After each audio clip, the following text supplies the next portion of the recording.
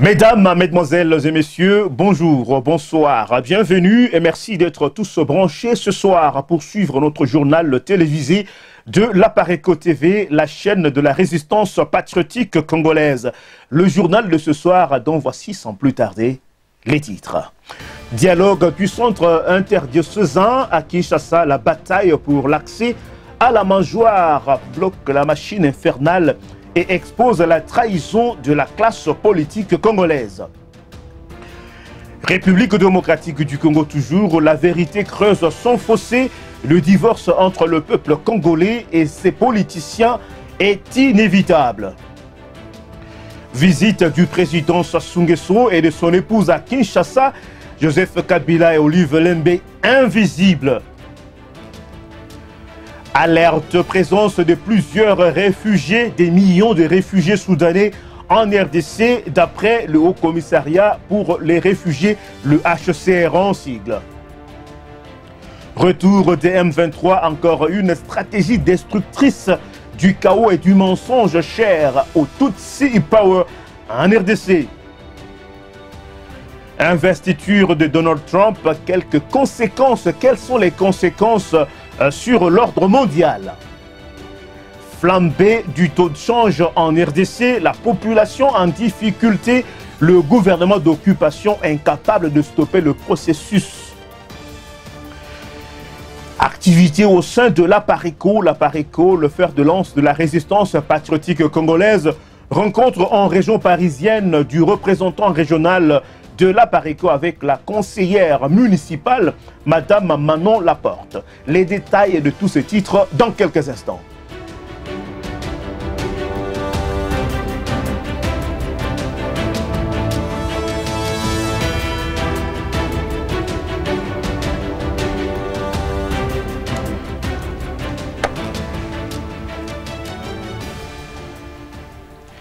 Bonsoir.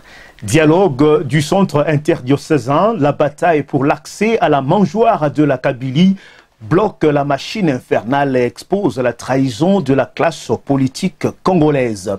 Il n'est plus à démontrer que ce dialogue n'a servi qu'à légitimer les tractations et les accords cachés que les politiciens de la prétendue opposition congolaise ont eus avec Kabila et ses hommes à Kinshasa et en Europe pour offrir au régime d'occupation l'occasion de poursuivre son projet macabre en République démocratique du Congo. Le MLC, l'UDPS ou l'UDPS Kibasa, l'UDPS familial, l'UDPS Sami Badibanga, tous à la recherche de la place au soleil pour leur ventre. Le peuple congolais ne donc plus rien attendre de cette mascarade de dialogue interminable. Nous les avions prévenus qu'il n'en sortira rien de cette mise en scène. Beaucoup ne nous ont pas cru et ont préféré, comme d'habitude, suivre tel ou tel leader pour des raisons on ne peut plus sentimentales. Aujourd'hui, les faits sont là, têtus, cruels. Ils ont été roulés une fois de plus dans la farine. Nous invitons alors le peuple congolais, au regard de ce tableau, de se prendre en charge en dehors de cette classe politique remplie des collabos.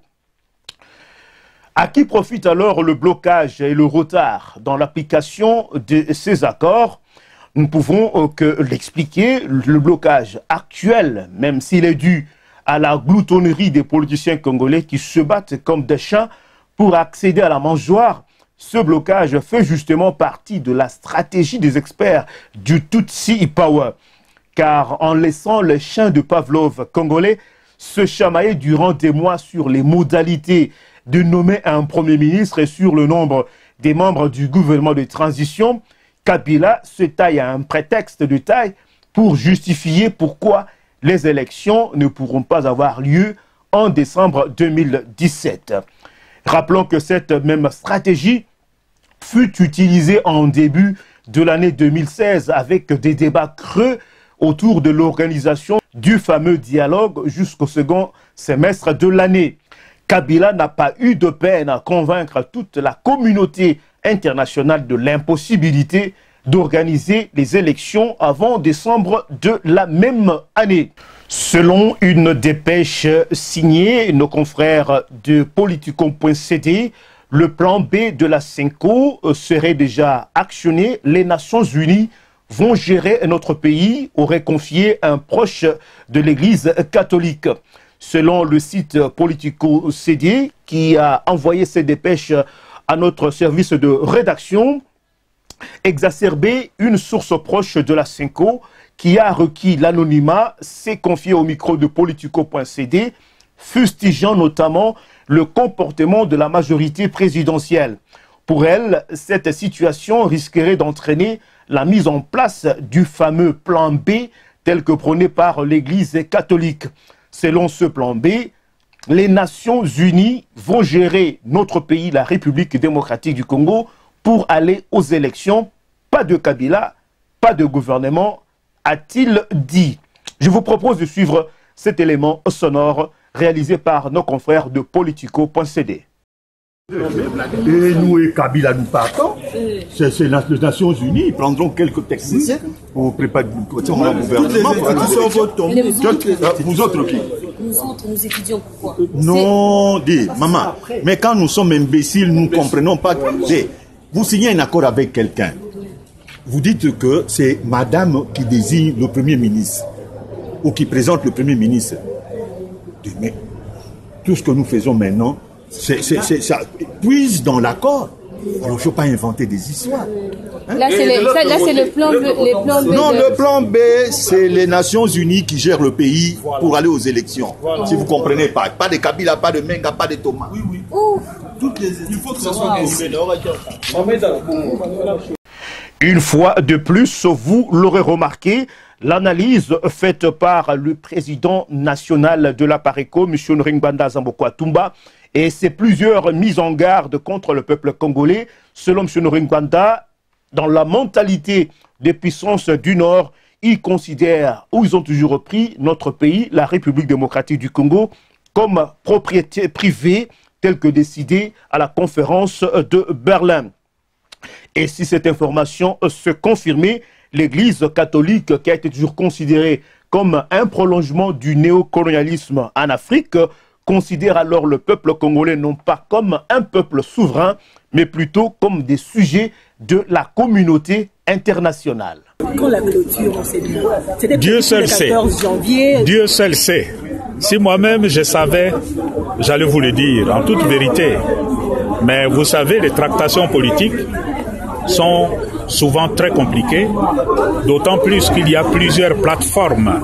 Ce qui convient à 2 ou à 3 ne convient pas nécessairement à l'ensemble. Avant que tout le monde tombe d'accord, évidemment, ça prend du temps. Comme vous le savez, le mode d'adoption des décisions dans ce genre de concertation, ce n'est pas la majorité, mais c'est plutôt le consensus. Or, obtenir le consensus, parfois, c'est difficile. Mais il faut aussi noter que les politiciens ne font pas toujours montre de bonne foi. Et des fois, ça met en épreuve notre patience de pasteur. Votre patience est passée au plan B. Le plan B, c'est quand nous aurons constaté que ce que nous faisons maintenant n'a plus aucune chance de réussir. Est-ce que nous pouvons déjà avoir l'idée sur le plan B? Non, non. Ça viendra à son moment. La vérité creuse son fossé. Le divorce entre le peuple congolais et les politiciens traîtres et collabos est inévitable.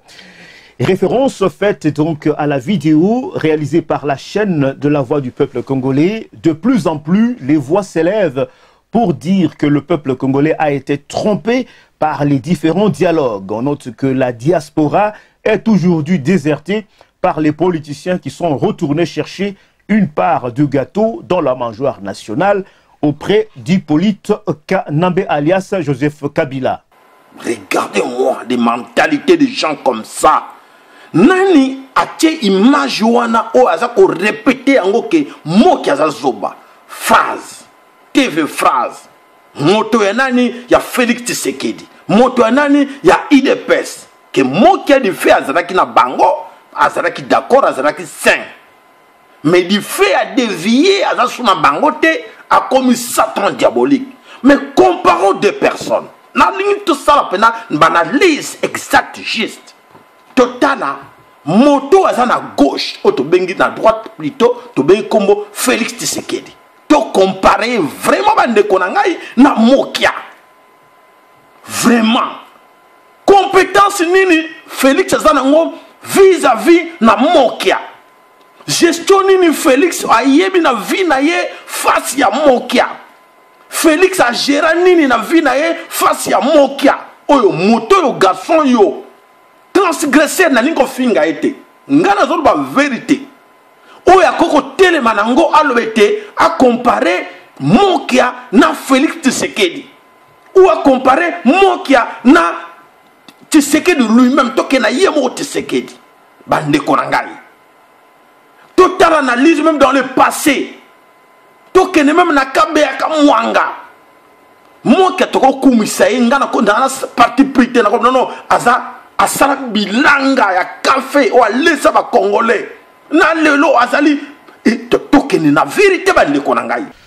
Visite du président Sassou Nguesso à Kinshasa. La question reste posée sur l'absence d'Olive Lembe aux côtés de Madame Sassou et la non-rencontre entre les deux présidents. Car malgré le caractère privé du séjour de Sassou à Kinshasa, Sassou a quand même rencontré quelques personnalités politiques congolaises, dont les évêques de la Senko. Selon notre consoeur du site actualité.cd, les évêques de la Senko ont rencontré le jeudi 19 janvier 2017 le président congolais Denis Sassou Nguesso au fleuve Congo Hotel à Kinshasa. Selon le secrétaire général intérimaire de la Senko, Sassou encourage les évêques à parachever les bons offices entamés il y a quelques jours auprès de la classe politique congolaise. En croire M. l'abbé Donatien Chollet, vous savez que c'est dès le début du travail de bons offices des évêques que le président Denis Sassou Nguesso s'y est intéressé. Il a d'ailleurs considéré cette mission de dernier rempart. Et là, c'était pour lui l'occasion de recevoir les nouvelles de la part des évêques et aussi de donner quelques conseils pratiques. Il a sincèrement félicité les évêques. Il leur a demandé de bien accoster. Il a utilisé même l'image d'un barreur qui, au moment de l'accostage, fait des coups manœuvres délicates. Comme voisin immédiat, vous voyez déjà qu'un conseil n'a pas un petit rôle. Fin de citation. Le président congolais, Denis Sassou Nguesso, était à Kinshasa depuis l'avant-midi du 19 janvier dernier pour assister un de ses conseillers, Jean-Dominique Okemba, qui est éprouvé. Présence des millions de réfugiés sud-soudanais à l'est de la RDC, même stratégie utilisée autrefois pour implanter l'occupation et la faire perdurer en République démocratique du Congo. Le HCR, le Haut Commissariat des Nations Unies pour les réfugiés, signale la présence de plus de 2 millions de réfugiés sud-soudanais en 2016 en RDC et en Ouganda. Ici, il faudra rappeler les prétextes autrefois utilisés par les agresseurs et la communauté internationale qui, en dépit des appels du pouvoir de la Deuxième République qui demandait l'éloignement des Hutus du Kivu, cette même communauté internationale n'avait rien fait. Il faudra en même temps aussi rappeler l'article de Colette Brockman paru dans le journal Le Soir, contre lequel le secrétaire général de l'APARECO, M. Clovis Mbikaï, avait réagi. Je vous rappelle cet extrait de cette réaction de Clovis Mbikaï à Madame la journaliste Colette Brockman. Depuis 1990, vous êtes parmi les journalistes qui ont brillé par des mensonges grossiers dont le seul but était de déstabiliser les institutions du Zaïre, aujourd'hui République démocratique du Congo, par des campagnes médiatiques mensongères. À titre d'exemple, en 1990, vous avez animé la campagne mensongère de prétendus massacres de Lubumbashi, allant jusqu'à avancer les chiffres faramineux des morts et à prétendre que Mobutu en personne avait survolé la ville de Lubumbashi à bord du DC-10 d'Air Zaïre pour l'arrêt son commando de la DSP qui a précédé ou qui a procédé, voulais-je dire, donc au massacre des étudiants. Toutes les enquêtes nationales et internationales ont prouvé aujourd'hui qu'il n'y avait eu aucun massacre. Un autre exemple, en 1996, lorsque le Zaïre fut agressé, sans froid aux yeux, vous avez été parmi ceux qui ont lancé une campagne mensongère pour prétendre qu'il s'agissait de la révolte du Banyamulenge menacée par les Zaïrois. Aujourd'hui, toutes les preuves montrent qu'il s'agissait bel et bien d'une agression de cette armée des pays africains, dont principalement les armées du Rwanda et de l'Ouganda qui avaient envahi le Zaïre. Museveni et Kagame ont avoué eux-mêmes à la presse être les auteurs de cette guerre. Un autre exemple, madame la journaliste, voilà aujourd'hui, devant les préparatifs d'une nouvelle agression de la RDC par le Rwanda et l'Ouganda, vous remontez au créneau pour rediffuser les mêmes mensonges en affirmant, pince sans rire, au fil des années, je cite, près de 10 000, près de 100 000 Tutsis congolais ont été amenés à se réfugier au Rwanda et en Ouganda et ils se présentent aujourd'hui comme les oubliés du Kivu. Fin de citation. Retour du M23 en République démocratique du Congo, stratégie destructrice du chaos et du mensonge cher aux Tutsi Power dans les pays des Grands Lacs africains. Vous remarquerez plusieurs contradictions flagrantes des uns et des autres à propos de ce dossier. Lambert Mende Omalanga parle de la guerre. Paluku, le gouverneur du Nord Kivu, qui annonce qu'ils sont entrés armés. L'Ouganda qui nie puis reconnaît. La MONUSCO qui conteste la présence de M23 sur le sol congolais. Et puis l'Ouganda qui annonce avoir arrêté des camions remplis des éléments du M23. Et tout cela vise à préparer une vraie attaque que des éléments de l'armée ougandaise qui sont basés au Nord Kivu projettent de lancer. Et pour couvrir le tout, ils recourent à la légende des M23 qu'ils ont sciemment créée pour brouiller les cartes. Politique extérieure, investiture du président américain Donald Trump, quelles en sont les conséquences sur l'ordre mondial? À travers son discours, le président américain a axé son allocution sur America First, ou les USA d'abord, le désengagement militaire, surtout à propos de la défense de l'Europe à travers l'OTAN, le rapprochement avec la Russie, et ici se posent des questions sur l'équilibre des forces en présence dans l'ordre mondial, retour au protectionnisme économique des USA sur le marché mondial, remise en cause du combat contre le réchauffement climatique, et ici, les observateurs avertis ont remarqué et qu'il n'a dit aucun mot sur le continent africain. Et quelles seront les premières décisions de Trump que peut attendre l'Afrique et son peuple? Le retour au protectionnisme, on note qu'en disant maintenant c'est d'abord les États-Unis d'Amérique, Donald Trump n'a fait que confirmer ce qu'il avait déjà dit pendant sa campagne électorale. La remise en cause de la COP 21 est à craindre. Il avait déjà émis ses réserves durant la campagne au sujet de ces accords sur le réchauffement climatique, préférant donner un souffle nouveau aux entreprises qui sont dans le secteur du charbon notamment. Et aussi la question de l'immigration sera sans doute aussi au centre de ses premières décisions avec les déclarations fracassantes sur un projet de construction d'un mur à la frontière du Mexique avec des États-Unis d'Amérique. Au lendemain de son investiture, plusieurs manifestations anti-Trump ont été organisées aux USA et à travers le monde. Économie et sociale flambée, du taux de change, la population en difficulté, le gouvernement d'occupation incapable de stopper le processus. Et ceci a bien sûr des effets sur le vécu quotidien de la population congolaise. Selon un article de nos confrères du Forum des As et Ecozoom, le franc se déprécie, les prix flambent sur le marché, le panier de la ménagère subit le choc. Depuis une semaine, il s'observe sur certains marchés de Kinshasa une hausse des prix de certains produits de première nécessité. Forum des A a effectué une descente dans quelques marchés de la capitale et a constaté cette flambée de prix.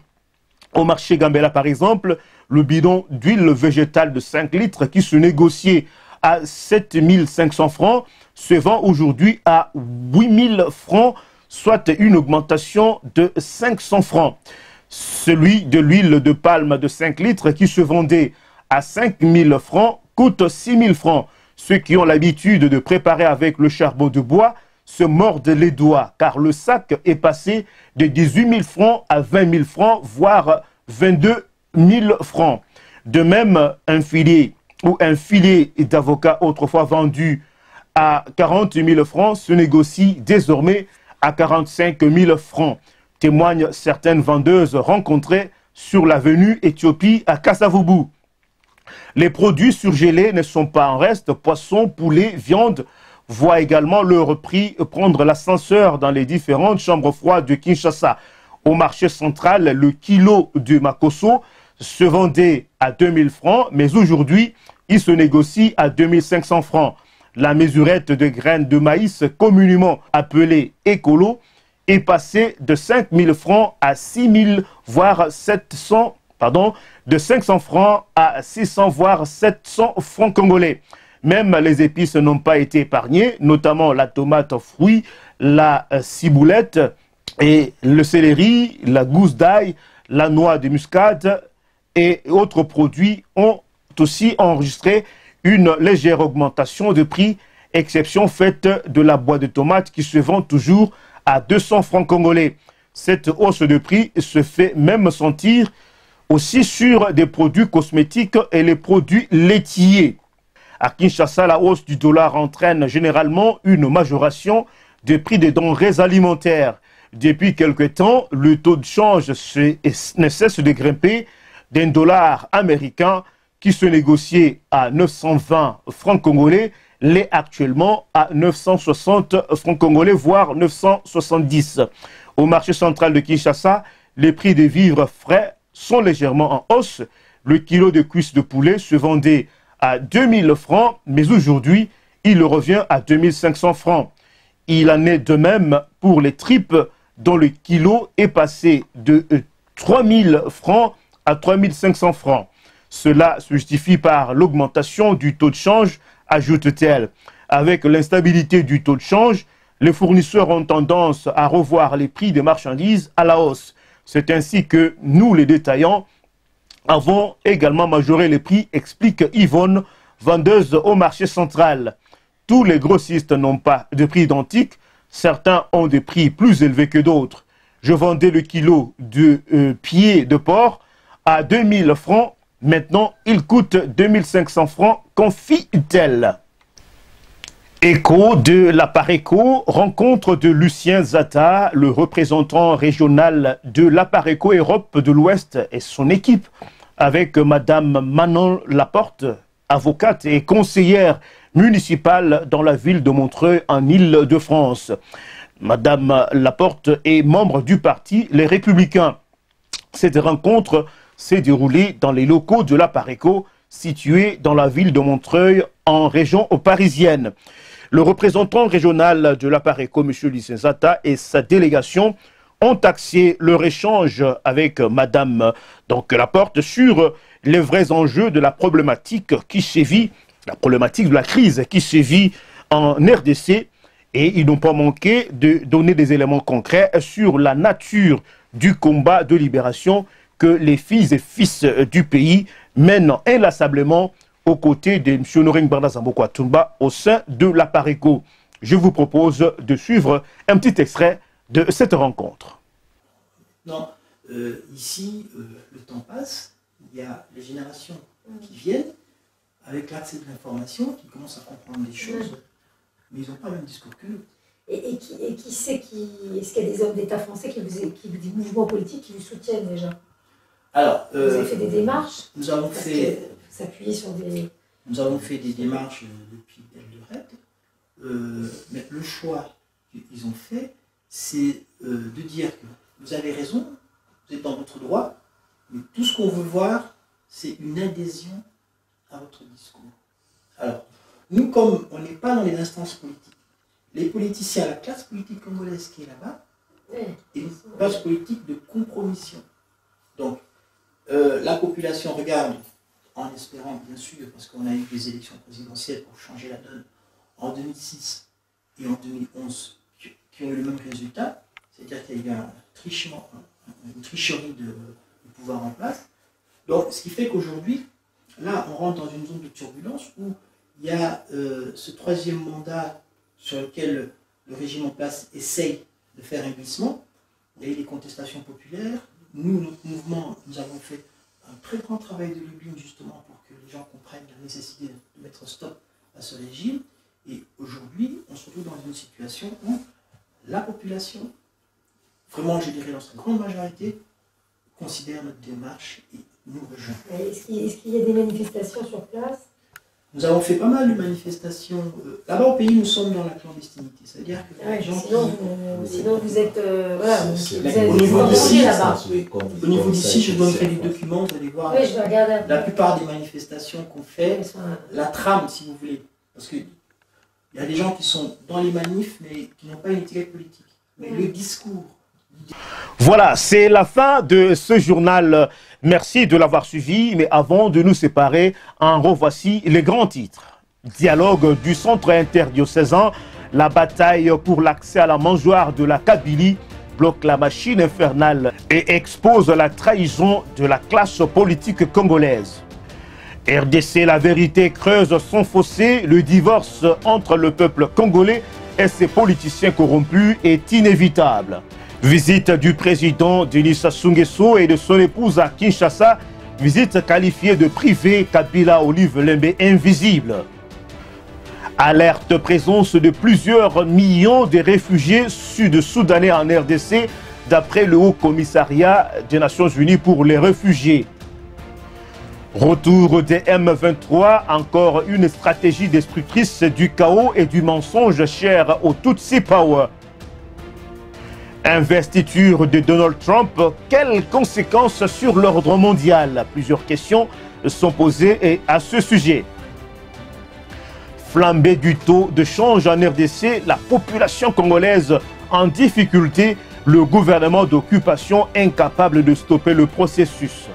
Activité ou écho à Pareco, rencontre en région parisienne du représentant régional de l'Apareco avec la conseillère municipale Madame Manon Laporte. Merci de nous avoir suivis. Moi, Grégoire Watoupa, je vous remercie de votre sympathique attention. Je vous retrouve dans nos prochaines éditions. Bonsoir.